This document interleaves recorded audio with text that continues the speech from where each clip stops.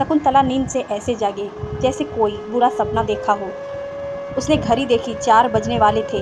चादर समेटते हुए उसने पास में सोई हुई राधिका को देखा। वह गहरी नींद में थी। तकिया और चादर उठाते हुए वो बोली, राधिका चल उठ जल्दी से, तेरे जीजा जी के आने का समय हो गया है। अंगड़ाइयाँ लेते हुए राधिका धीमे धीमे अपने बिस्तर से उठी और चादर हाथ में उठाकर बाथरूम की तरफ जाने लगी। अरे फटाफट हाथ पैर चला, यूं कछुए की चाल से कुछ नहीं होने वाला। दीदी का यूं फटकारना शायद राधिका को अच्छा नहीं लगा था। वह झट से हाथ मुंह धोकर दीदी के पास आ गई। आ बैठ, चपाती बनाते हैं। राधिका दीदी के पास बैठकर चपाती सेकने लगी। दरअसल शकुंतला का पति रमेश का फैक्ट्री से 5 बजे तक रमेश घर पहुंच जाता था। सुबह 7:30 बजे घर से नाश्ता करके निकलता था। कभी कभी उसे ओवर टाइम भी करना पड़ता था। फैक्ट्री की कैंटीन का खाना उसे पसंद नहीं था, अतः वह जब घर लौटता तो उसे बहुत तेज भूख लगती थी। शकुंतला उसके लिए कुछ न कुछ बनाकर रखती थी। शकुंतला का विवाह 3 साल पहले रमेश के साथ हुआ था।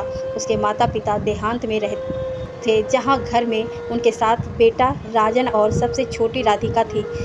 राजन देहात के पास वाले एक दफ्तर में लिपिंग था। उसके ही कमाई से पूरे घर का खर्चा चलता था। इसीलिए जब बिटिया का जन्म हुआ तो शकुंतला ने अपनी बहन राधिका को अपने पास बुला लिया था।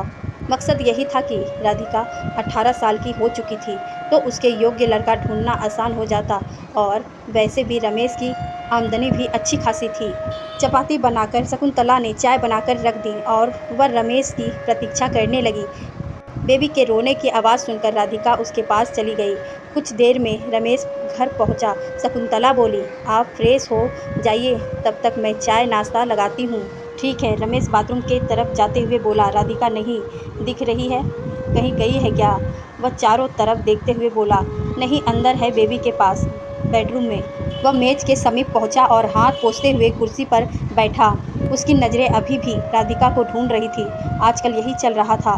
बस साल की राधिका शहर में आने के बाद और आकर्षण लगने लगी थी, अतः रमेश का उसकी तरफ खिंचाव बढ़ रहा था। ये सब शकुंतला के परोक्ष था, पर राधिका रमेश की नज़रों में आई बदलाव को भांप गई थी। इस वजह से वह रमेश के होते हुए इसके सामने आने से बचती थी। एक तरफ शकुंतला एक प्रतिवर्ता की तरह दिलो जान को तरह रमेश को चाहती थी, प्यार करती थी। उसे समय पर खाना और घर पर आराम मिले, इसीलिए वह दिन भर व्यस्त रहती थी। राधिका को लाने की वजह यह भी थी कि ज़्यादा से ज़्यादा समय वह रमेश के लिए दे पाए। राधिका सब जानती थी, केवल दीदी के लिए वह चुपचाप थी। इन बातों की दीदी को भनक भी लगेगी तो दीदी पूरी तरह टूट जाएगी और उसका बसा बसाया परिवार बिखर जाएगा। ये राधिका को पता था, इसीलिए वह ये सब चुपचाप सहन कर रही थी। उसने यह बात मन में गांठ बांध कर रखी थी कि अगर कुछ ऊंच नीच हुआ तो अपना बचाव वो पूरी ताकत लगाकर करेगी। खाना खत्म करके रमेश बेडरूम की तरफ बढ़ गया।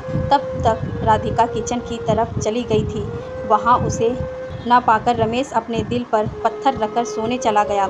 एक और दिन बिना किसी अनहोनी के बीत गया। यह सोचकर राधिका को तसल्ली हुई। रमेश सपने में भी राधिका को किस तरह पाया जाए, इस बारे में ही सोच रहा था। उसके किसी भी मंसूबे से निपटने के लिए राधिका खुद को तैयार कर रही थी। जिस दिन की रमेश राह देख रहा था, आखिर वो दिन आ ही गया।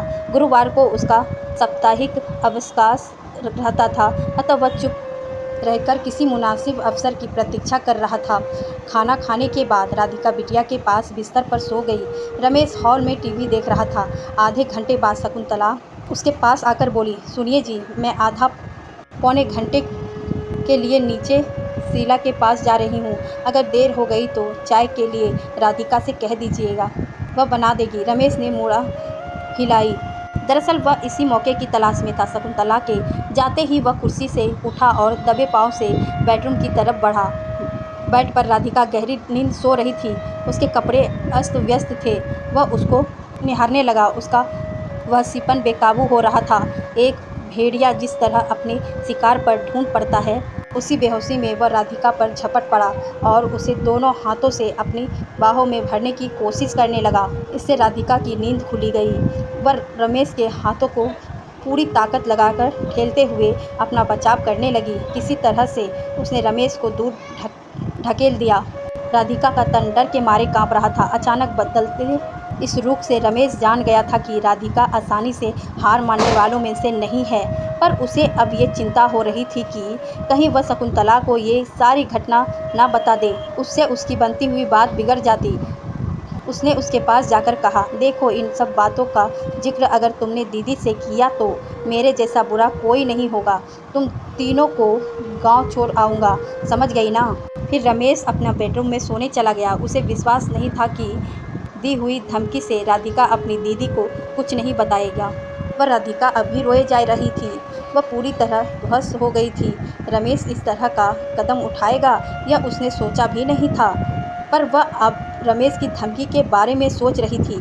वह जानती थी कि रमेश ने अगर सच में ऐसा कदम उठाया तो उसके माता पिता को बड़ा सदमा पहुंचेगा तथा परिवार का जीवन भी तहस नहस हो जाएगा। इसलिए उसने अपना मुंह बंद रखने का इरादा बना लिया था। उसे तसल्ली थी कि उसने जिस तरह से रमेश का मुकाबला किया था उससे वह अब ऐसा कदम दोबारा उठाने की सोचेगा भी नहीं। उसने अपने आप को संभाला और आंसू पोंछे लिए। फिर बेबसी में उसने अपना मुंह धो लिया और बेडरूम में आकर बिटिया के पास लेट गई। पूरी घटना से उसका मन व्याकुल हो गया था। राधिका रोए जा रही थी। रमेश इस तरह का कदम उठाएगा यह उसने सोचा भी नहीं था। पर अब वह रमेश की धमकी के बारे में सोच रही थी। वह जानती थी कि रमेश ने अगर सच में ऐसा कदम उठाया तो उसके माता पिता को बड़ा सदमा पहुंचेगा तथा परिवार तहस नहस हो जाएगा। कुछ देर बाद शकुंतला लौटी तो रमेश सो रहा था। वह फिर बिटिया के पास गई। उसकी आहट पाकर राधिका उठ गई। वह शकुंतला के सीने से लगकर बोली, दीदी, मुझे घर की याद आ रही है। मुझे माँ के पास जाना है। क्या हुआ रे अचानक? हाँ, वैसे भी सोच रही थी इतने दिन तू गांव से दूर है, पर अब तक घर जाने की जिद कैसे नहीं की? अच्छा ठीक है, तेरा दादा आ रहा है ना, अगले रविवार उसके साथ चली जाना। अब हो गई खुश? राधिका ने सिर हिलाया तो शकुंतला ने उसके बालों में हाथ फेरने लगकर उसे अपने गले से लगा लिया। जब रमेश जाग गया तो शकुंतला के बर्ताव में कुछ बदलाव न पाकर उसे संतोष हुआ। एक के बाद एक दिन गुजर रहे थे। रमेश की नज़र अब भी राधिका के ऊपर थी। अतः उसने शकुंतला से कहा था कि राधिका का किसी लड़के के साथ चक्कर चल रहा है और वह बालकनी से ताक झांक करती रहती है। शकुंतला को रमेश की सभी बातें सच लगने लगी थी।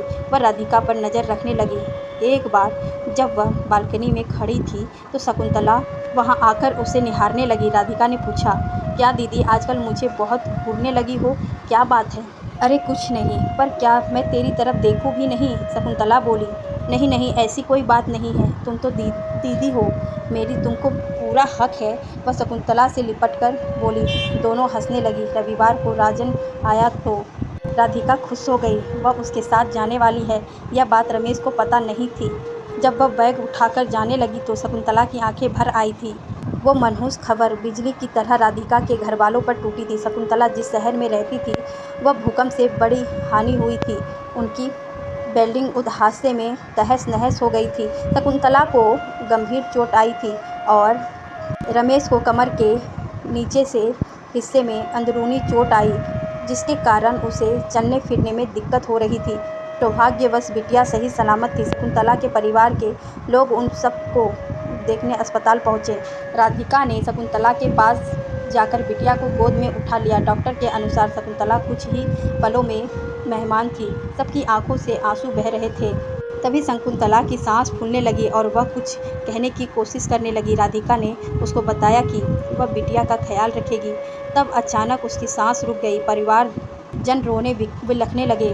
थोड़ी दिनों के बाद रमेश अस्पताल से घर आ गया। उसको अभी भी चलने फिरने में परेशानी थी। इसीलिए शकुंतला के माता पिता और राधिका उसके घर पर रहने आए और राजन अपने गांव लौट आया। राधिका दिन रात रमेश और बिटिया की देखभाल कर रही थी। उसकी माँ खाना बनाती थी और पिताजी बाहर वाले काम देखते थे। राधिका की सेवा शुश्रूषा से रमेश की सेहत सुधरने लगी और वह फिर से चलने फिरने लगा। बिटिया की निगरानी में भी उसने कोई कसर नहीं छोड़ी। उसकी भाग दौड़ देख कर रमेश को पछतावा आने लगा। राधिका जैसी सुशील लड़की पर उसने कहर ढाने की कोशिश की थी। आज उसी लड़की की मेहनत के कारण ही वह अपने पैरों पर खड़ा हो पाया था। राधिका के बारे में सोचकर उसकी आंखें नम होने लगी और मन ही मन वह भगवान से क्षमा याचना करने लगा। आंखें आंखों में आंसू पोंछते हुए वह राधिका के पास आया और बोला, राधिका, मैंने इतना जुल्म ढाया तुम पर, लेकिन तुमसे सब भुलाकर मेरे लिए इतना कुछ किया जिसका ऋण मैं कभी नहीं उतार पाऊंगा। वह भावुक हो गया था, उसके स्वर में पछतावा छलक रहा था। इस पर राधिका ने कहा, जिया जी, छोड़ दीजिए सारी बातें, मैंने कोई एहसान नहीं किया। मैं अभी भी आपको बड़ा भाई मानती हूँ। फिर दीदी की याद में उसकी आंखों से आंसू बहने लगे। रमेश अपने बेडरूम में जाकर बैठ गया। उसका दिल भर आया था। वह सोचने लगा कि कैसे राधिका के लिए अच्छा सा लड़का देखकर जल्दी से जल्दी उसके हाथ पीले कर दे, जिससे उसके पापों का परमार्जन हो, साथ में शकुंतला की आत्मा को भी शांति पहुँचे। राधिका ने अपने आप को संभाला और वह अपने रोज के कामों में व्यस्त हो गई। आखिर भूकंप से कभी नरसिंह का चक्र रुका है? उसे तो निरंतर चलते ही जाना है।